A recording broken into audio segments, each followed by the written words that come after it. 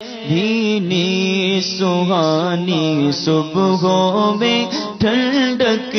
جگر کی ہے، کلیاں کھلی دلوں کی ہوا یہ کدھر کی ہے۔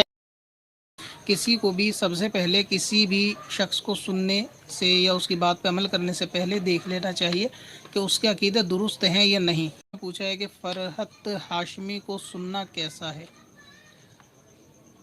فرحت ہاشمی کو سننا یا پھر کسی بھی فرقہ باطلہ کہ کسی بھی اسکالر کو سننا یہ جائز نہیں ہے۔ بعض خواتین کے اندر یہ معاملہ ہوتا ہے کہ فرحت ہاشمی کیونکہ وہ اہل حدیث جو ہے وہ مکتب فکر سے تعلق رکھتی ہیں،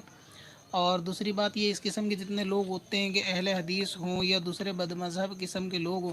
وہ اکثر جو ہے اپنا تعلق کس گروہ سے ہے وہ اس کو ظاہر نہیں کرتے۔ ان کی وجہ یہی ہوتی ہے کہ وہ عام مسلمانوں کو،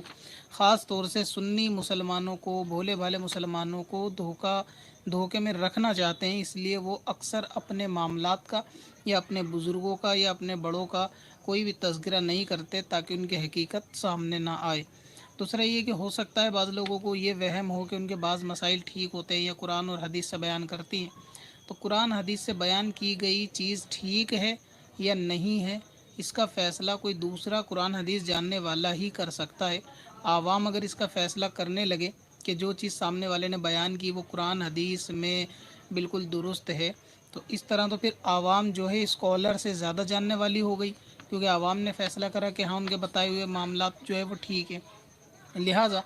کسی کو بھی سب سے پہلے کسی بھی شخص کو سننے سے یا اس کی بات پہ عمل کرنے سے پہلے دیکھ لینا چاہیے کہ اس کے عقیدے درست ہیں یا نہیں، ورنہ بہت ساری کام کی چیزیں، بہت ساری جو ہے اچھی چیزیں، انسانیت کی چیزیں جو ہیں وہ آج کل کی فلموں اور ڈراموں میں بھی مل جاتے ہیں۔ تو کیا اگر وہاں سے اچھا میسیج ملے گا تو یہ کہہ دیا جائے کہ فلمیں ڈرامے دیکھنے چاہیے، کیونکہ بہت سارے پازیٹیو میسیج وہاں سے، سماج کو جوڑنے والے میسیج یا بہت سارے پیغام، گھریلو پیغام وہاں مل جاتے ہیں، تو کیا ایسا کہا جائے گا کہ ناٹک ڈرامے دیکھنا چاہیے؟ ہرگز نہیں، کیونکہ اس طریقے کی چیزوں کے اندر کچھ ڈھکی چھپی باتیں ہوتی ہیں کہ بندہ چار اچھی چیزیں سنتا ہے، پھر اس کے اندر کوئی ایسی عقیدے کی خرابی والی یا پھر ایسی کوئی اعمال کو برباد کرنے والی جو ہے نا بات شیطان دل کے اندر ڈال دیتا ہے کہ پھر اس کو لوگ صحیح سمجھتے ہیں۔ تو اسی طریقے سے چاہے کوئی ڈاکٹر ہو، انجینئر ہو، اگر اس کا تعلق اہل سنت یعنی المعروف آج کے وقت میں مسلک اعلیٰ حضرت سے نہیں ہے، اس کے عقیدے وہ نہیں ہیں جو خواجہ غریب نواز رحمۃ اللہ تعالیٰ علیہ کے عقیدے تھے،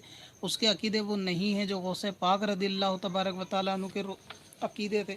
تو پھر ایسے شخصیت کو سننے سے ہرگز پرہیز کرنا چاہیے، اگرچہ وہ تمہیں قرآن پاک کا علم سکھائے یا پھر وہ تمہیں شریعت مصطفیٰ کا علم سکھائے یا پھر وہ تمہاری ضرورت کا علم سکھائے۔ تو اسی لیے ایسے ہر بد مذہب کو سننے سے بچنا چاہیے۔ تو ان کے اس بہکاوے میں لوگ جو ہے نا سنی مسلمان آتے ہیں کہ وہ خواتین کے مسائل زیادہ لیتی ہیں، سنتی ہیں، تو اس لیے سننا چاہیے، ایسا نہیں ہے۔ ان کا جو تعلق ہے وہ اہل حدیث طبقے کے ساتھ ہے۔ اب آپ اہل حدیث کے عقائد سارے جانتے ہی ہیں کہ اہل حدیث کون ہوتا ہے، کیسے ہوتے ہیں، کیا عقیدے رکھتے ہیں، معاذ اللہ حضور کے بارے میں کیا کیا ان کی کتابوں میں خبیث جو ہے باتیں لکھی ہوئی ہیں، وہ سب آپ واقف ہیں۔ تو آپ اس سے اندازہ لگا سکتے ہیں کہ فرحت ہاشمی کو سننا چاہیے یا نہیں سننا چاہیے۔ قدم